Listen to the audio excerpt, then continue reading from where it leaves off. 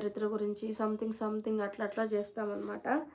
So, అయితే ఇప్పుడు నాకిచ్చిందేందంటే ఒక 11 డేస్ ప్రోగ్రామ్ ఇచ్చారు. బ్రెయిన్ ట్యాపింగ్ ప్రోగ్రామ్ అనమాట. బ్రెయిన్‌ని రీవైరింగ్ చేయించేది. అంటే ఒక్క కోరిక కోరుకోమన్నారు మమ్మల్ని. సారీ 11 కోరికలు కోరుకోమని జెప్పారు.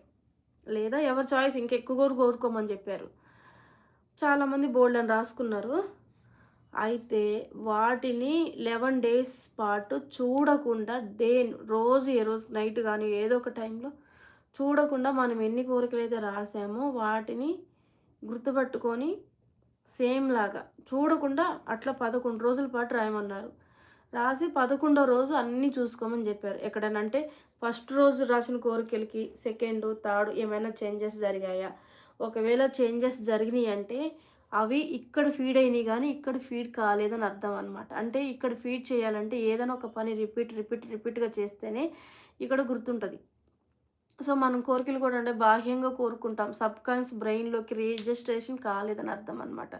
సో, దాన్ని రిజిస్ట్రేషన్ చేసేయటానికి డైరెక్ట్ ఎక్కటానికి ప్రోగ్రామ్ ఏంటిది? నైట్ టైమ్ అయినా, పడుకునే ముందైనా లేదా ఎర్లీ మార్నింగ్ లేచేటప్పున కరెక్ట్‌గా మనం ఏది